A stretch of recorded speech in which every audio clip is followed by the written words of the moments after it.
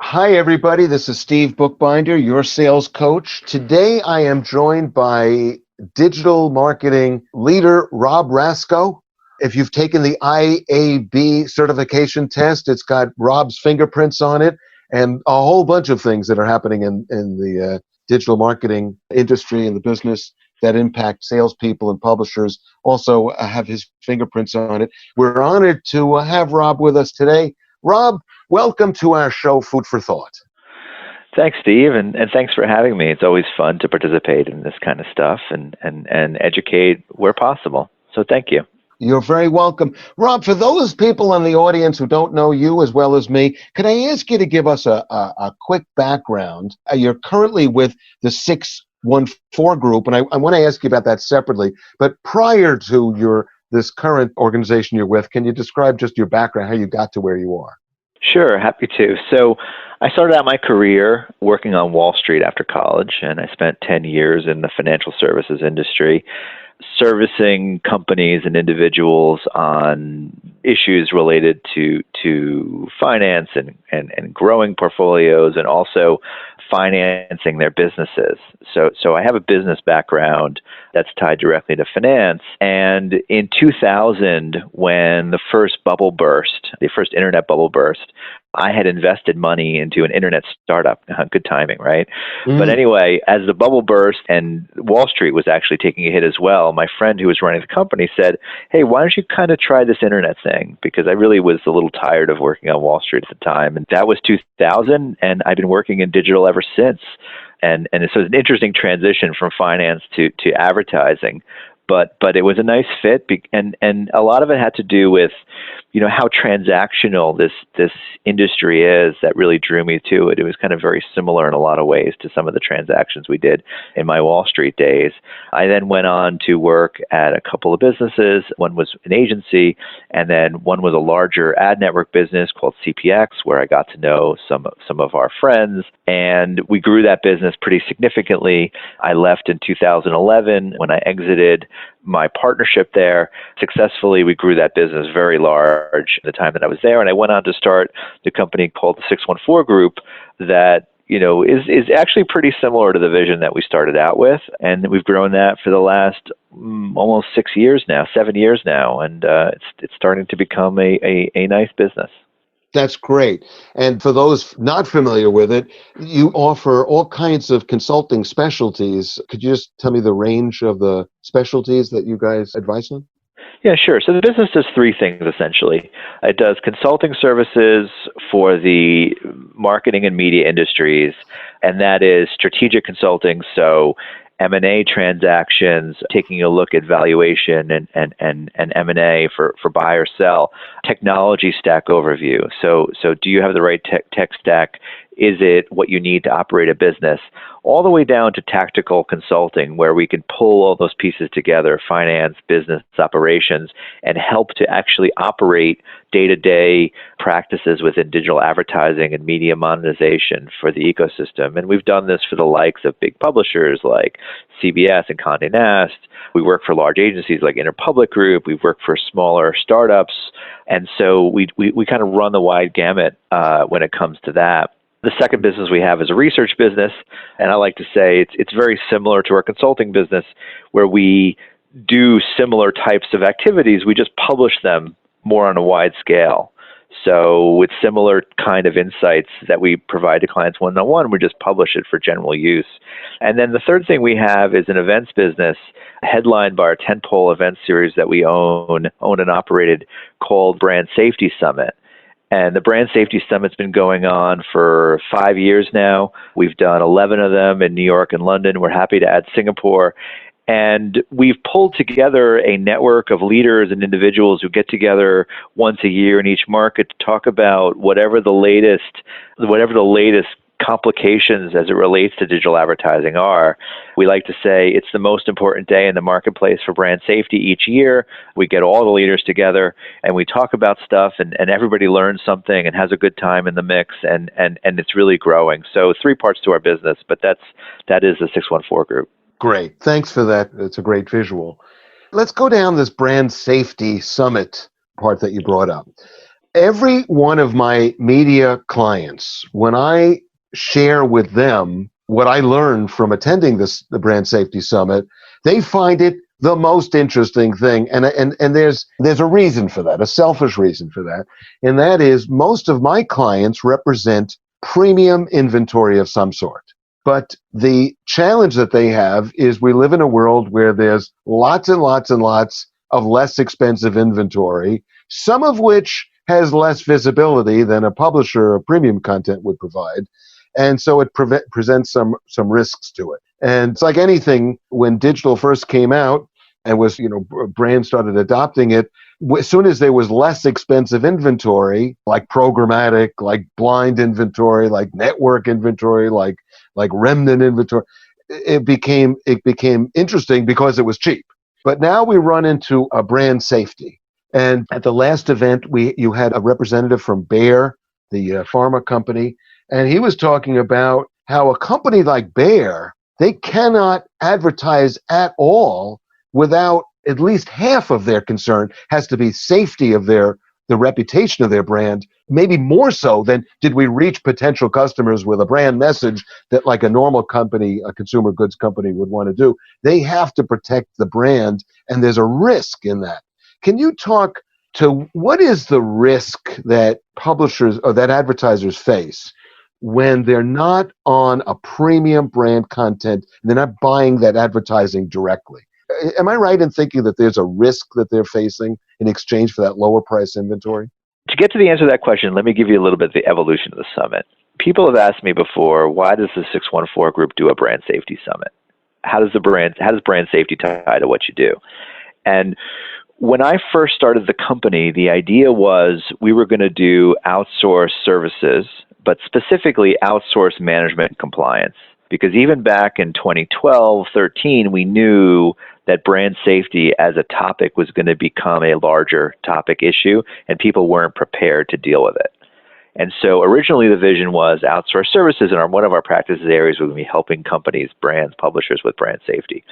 What happened as the company evolved is brand safety became at the core of everything. Every technology choice, every staffing choice, every marketing choice, every research choice, brand safety kind of wrapped around all of it because, as you said, as marketers choose to work with a specific media outlet or publisher, they care about where their ad's going to show up, how many times it's going to show up, is it going to get seen, is it going to be seen by a human, all the things that come into risk and compliance. And so as an operational business, it just became an underpinning for everything. And it also obviously became important for a thought leadership position to have a summit and conference around it. So to answer your question more specifically, absolutely yes. And there's a new term as well, which we'll get into a second, brand suitability, that seems to be very, very important as people consider this. But the media industry is complex. There's inventory. You can call up a big TV network like a CBS and ask to buy some inventory, and you know what you're getting. And then you could go through an intermediary or reseller, which exists in every industry. But because the industry is growing and is not quite as transparent as marketers would like it to be, that inherently is the risk. If you're buying direct, you know what you're getting. If you're buying through a third party, and that third party might be gigantic, like Google or Facebook, it's still a third party. And so as soon as you add a third party, you're taking away some amount of transparency, and that adds some risk to a marketer. So as you think about this as a topic, it's really about managing risk, managing for transparency, and helping both sides understand what they're getting, what they're buying, and what they're selling. Now, I would think that the brand would care the most about their own reputation, their own brand safety, but I would also think that potentially the advertiser knows the least amount about digital marketing compared to, say, the agency and the publisher.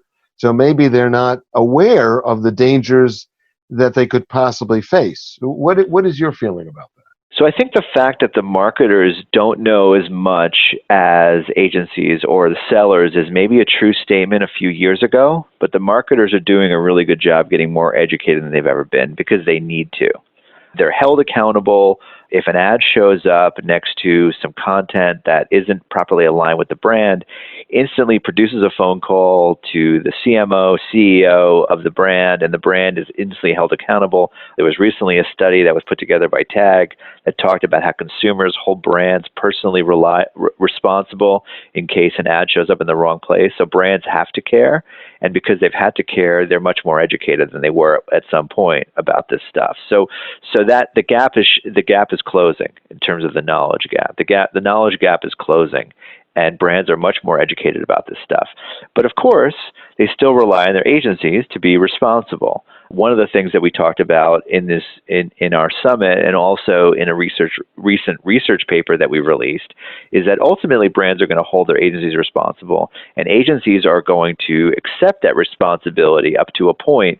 And that conversation is actually evolving. A few years ago, when all this stuff was new, agencies would say, "Well, it's all of our responsibility collectively. Everybody has a piece in it." I think that that's shifting in a good way, which agencies are essentially saying, "Hey, listen, we're the experts on this stuff. We're going to take responsibility over it. We know we can't take ultimate financial responsibility, meaning that if we end up with fraud or something really bad happening, we have to figure out how to deal with that. But they're accepting more responsibility because it's coming on them, and the brands are getting more educated." That's the state of the market today. Mm-hmm. You mentioned TAG in that explanation, and when I've attended the summit, that has been there's always been an evolution, like sort of every year there's an update on where we are with TAG. Can you help our audience understand what that's about? Sure. TAG stands for the Trustworthy Accountability Group. And essentially what it is a good housekeeping seal of approval that publishers, agencies, technology companies can garner in order to prove to the marketplace that they're following a certain set of standards and guidelines to make their inventory safe for buying and selling to the marketplace. It's been really interesting to watch. TAG's been a partner of ours for a long time, to watch their growth. When we first started, they maybe had 20 members, and they just crossed 500 members of the organization that are registered, and about 135 supply sources that are now certified. So the evolution of it's grown. We do a study with TAG where we benchmark the benefit of TAG in the marketplace. And so we're thrilled that the number this year grew to a massive amount of inventory, north of 200 billion impressions. Now, that's a hard number if you don't really understand the media industry to wrap your head around, but 200 billion impressions is a gigantic number when you think about that's the number of ad impressions that are delivered under the TAG certified seal program. And then we go on to say, what is the effectiveness of the TAG program? And within the TAG program, the fraud rate was under 2%, which is a huge milestone for the industry. So essentially what we've learned is if you buy TAG certified channels, capital C, and just to further define that, it's a TAG certified source of inventory, a TAG certified technology, and a TAG certified agency in one transaction. TAG certified channels, capital C, as I mentioned. You can effectively pick between 200 billion impressions and get fraud under 2%, right? And that's a huge milestone because effectively that means 98+% of that inventory is completely clean of all fraud. And in any supply chain, I think most buyers would be happy to know that there's less than 2% of any nefarious activity. And not that they, and let me just make one more point there, not that they pay for that sub 2% anyway.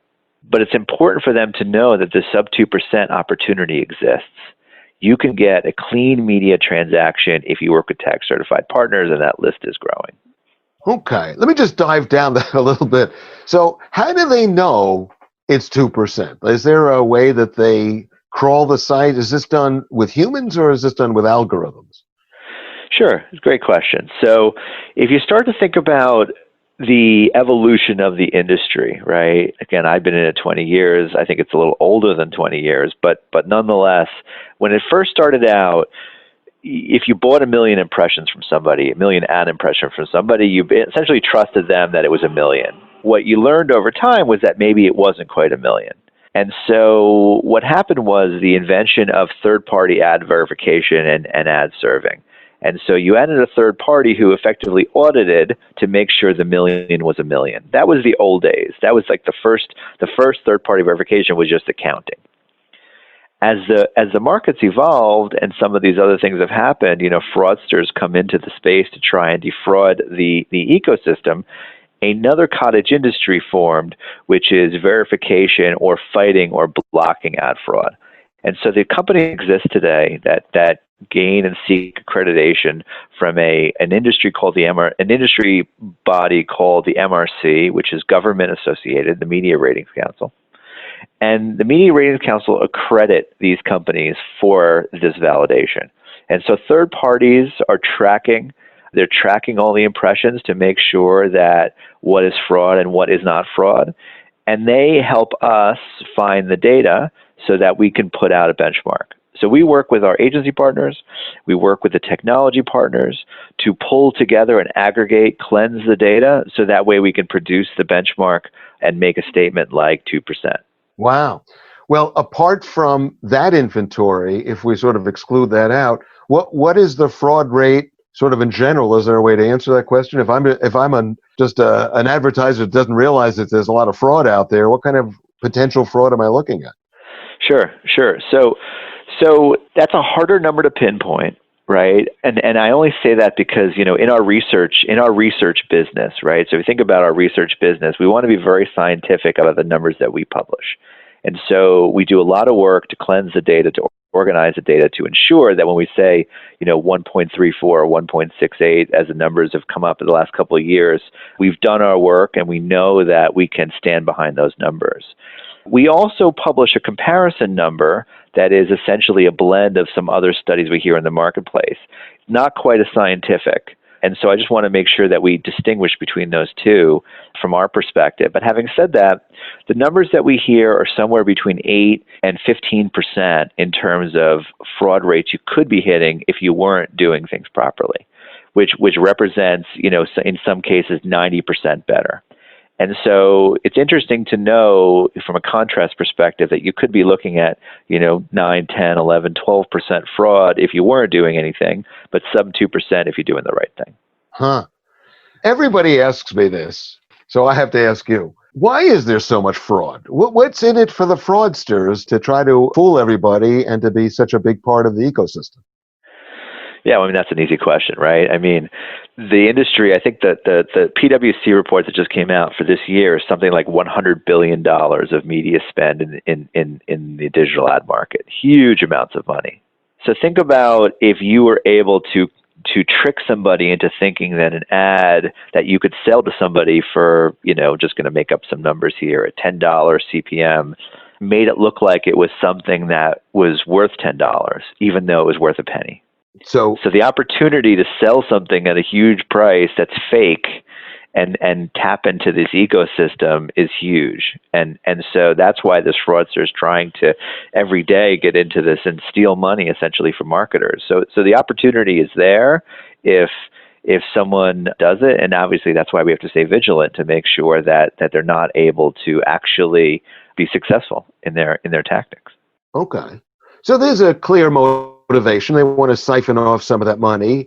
I've heard things like former Soviet bloc countries have the technology skills to launch these fraudulent sites, and then they're caught. They're caught within a few weeks, but then they just launch another couple of dozen of them just to replace them.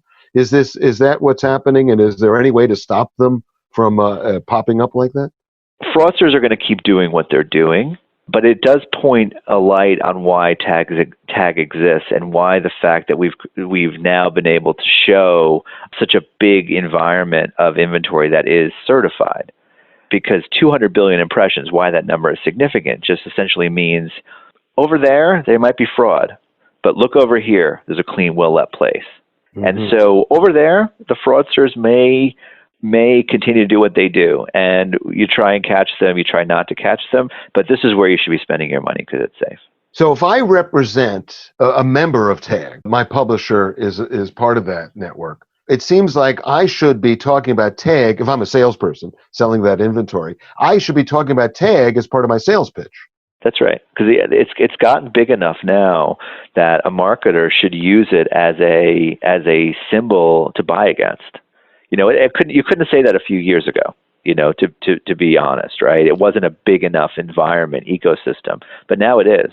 If you only buy on tax certified partners today, there's plenty of room for you to do business in essentially what you want to do. You may not hit every single publisher. Not every single publisher is tax certified, but there's plenty. And that's a really important milestone for this year. Okay. It feels like there's always been some concern about bad inventory, but it was overshadowed by the fact that you could buy, especially programmatically, lots of targeted, less expensive inventory, albeit with no visibility. Have you seen brands sort of ratcheting up and defining what is brand safety to them? Like, what is it? Just the absence of having an ad adjacent to objectionable material, or is there really are they trying to do more than that in establishing their brand, protecting their brand? So this is essentially the evolution of this term brand suitability, which is starting to be used a lot, which is another layer down. And essentially what brand suitability means is every brand is going to have a different risk calculation. Like, harkening back to financial services, right? You may be the type of investor who only wants to buy tax-free municipal bonds because they're AAA rated, or you might be an investor who wants to buy stock options because you want a lot of risk.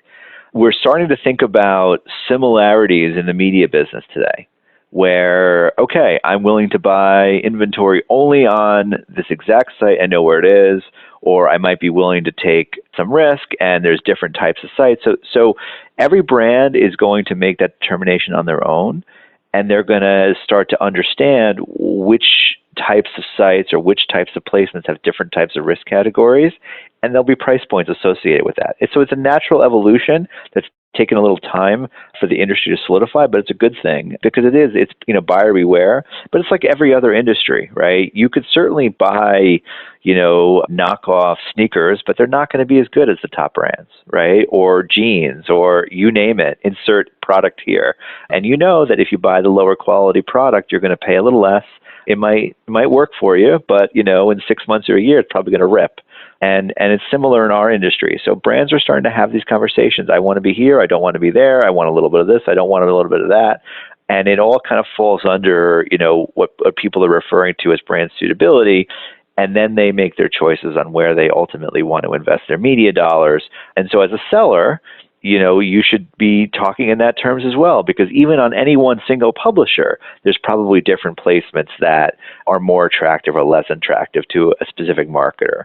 And that falls under suitability. You may want to not be in a forum, for example, but you may want to be on the homepage. And it's just another way about talking about the inventory or placements that also talks about brand safety. Very interesting. So there's a spectrum. And so if I was selling candy bars versus cars versus banking services versus medical services, I'm still trying to reach targeted people, but I've got a different fraud threshold or danger to my brand threshold, I would assume. Yeah, that's right. That's right. I mean, the example that, people use is, an airline will never advertise next to an airline crash, right? But then you say, well, how do you define an airline crash, right? Is it, one guy flying his pleasure cruiser on a weekend or a commercial crash? They're both crashes, but maybe not necessarily. So, you can very quickly kind of dive into that.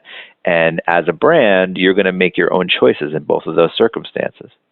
So if I'm a local media seller and I have a bank, and I pick banks because banks are so afraid of risk and I don't know what you'd call it, but they won't send you messaging by email. They'll send it by snail mail because there's a potential that email was fraud.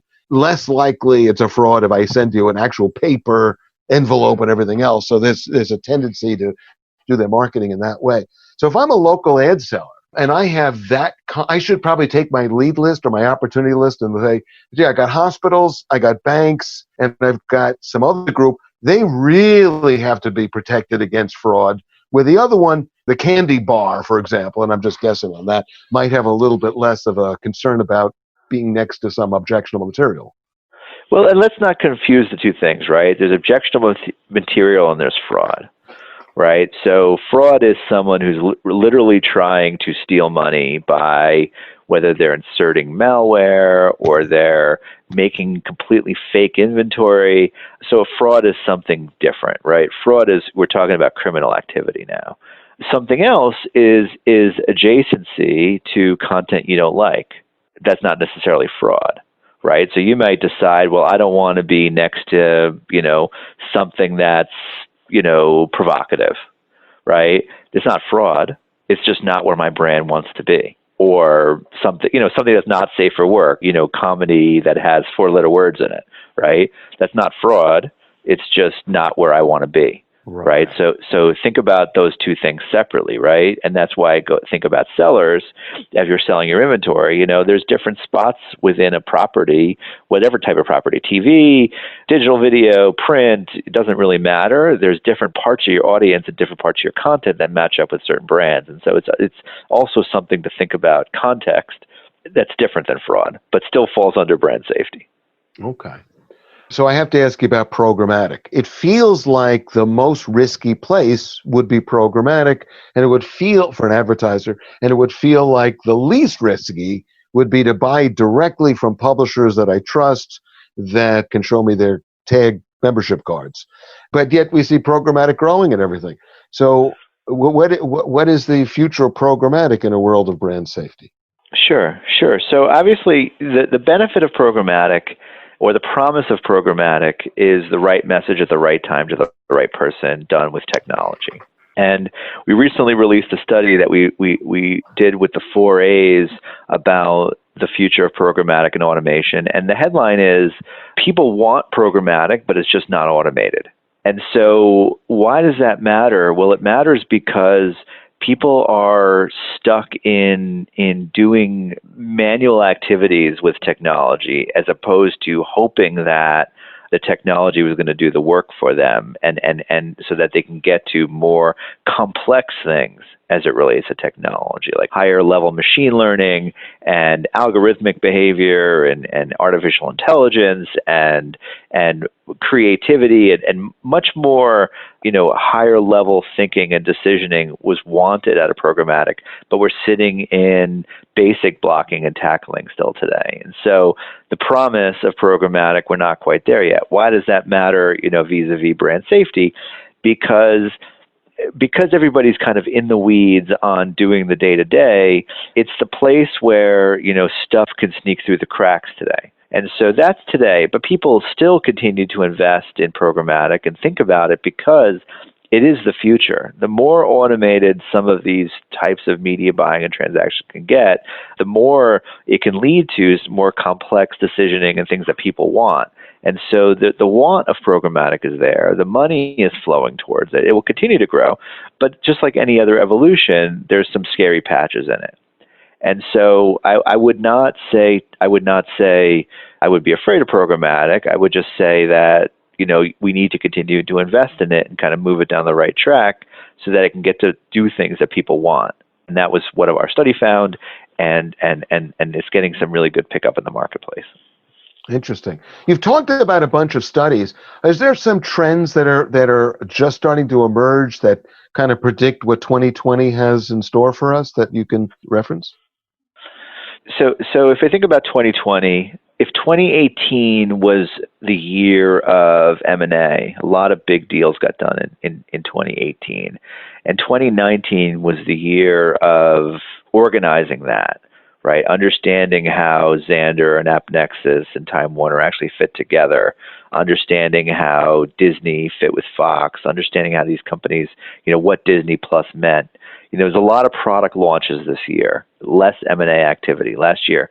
So in 2020, I think you're going to start to see the rollouts of these things, right? These products, and start to see a rollout of some of these big products. So the rollout of the Xandr, Time Warner, AppNexus product for television, the expansion of Disney Plus.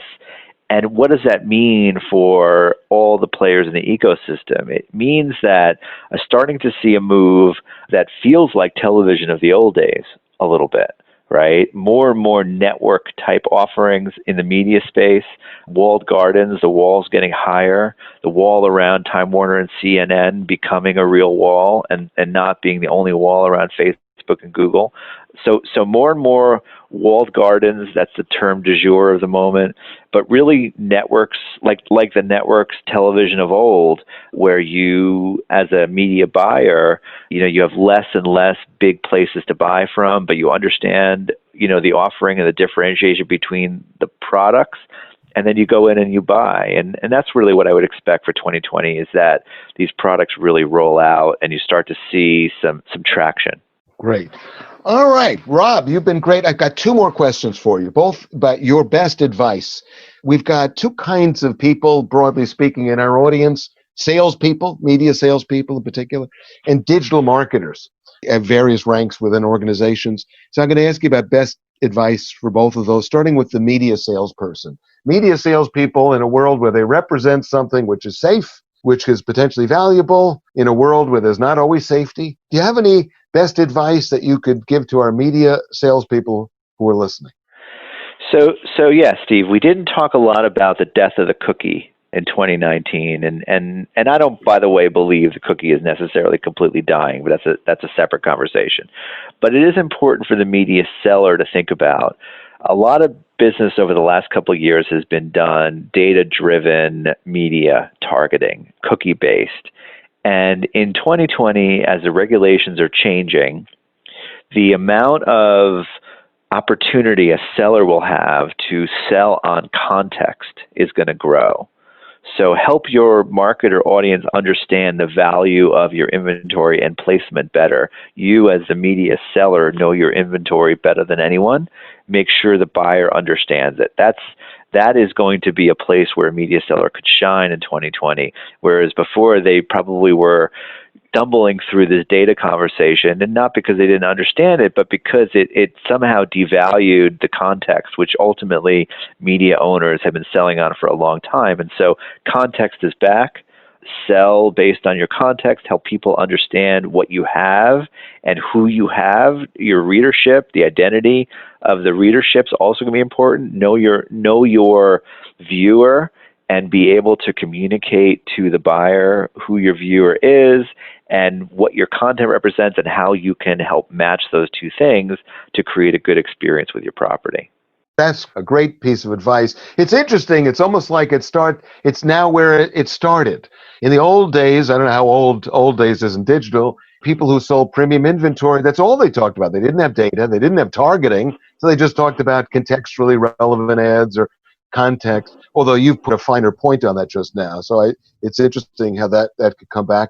I also want to we'll have to come back to the cookie discussion in another interview because I think there's a lot there. I agree with you. Cookies, there's lots of kinds of cookies, not the least of which is the main kind of cookie lets an analytics tool know whether you're unique or returning visitor. So I can't really imagine that portion going away, but cookie-based targeting I could see changing. So finally, let me end with this. You've been great so far. Let me challenge you with one more question. This is best advice for digital marketers. What could you tell them? I mean, what kind of things should they be thinking about as we go into the new year? Yeah. So I think, if 2019 was the year of the term in housing, in my opinion, people at the end of 19 going to 20 really need to think about that conversation.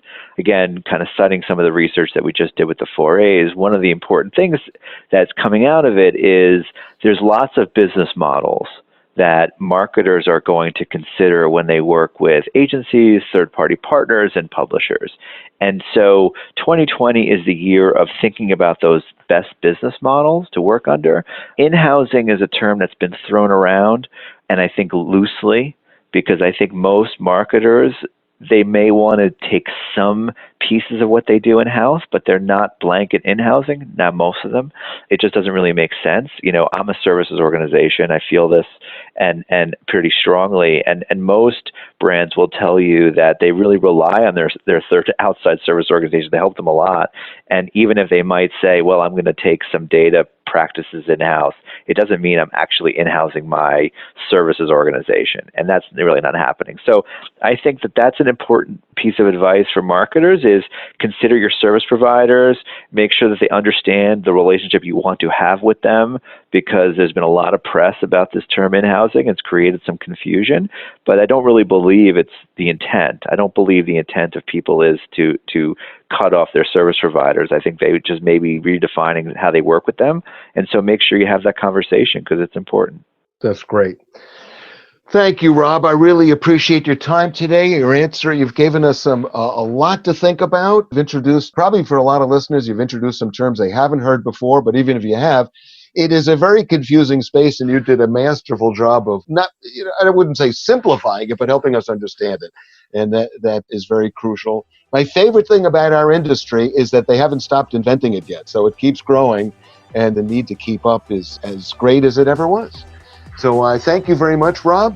This is Steve Bookbinder, your sales coach. It is my pleasure, my privilege, and my duty to bring to the audience the latest and greatest information that will help salespeople, in this case in particular media salespeople in digital media.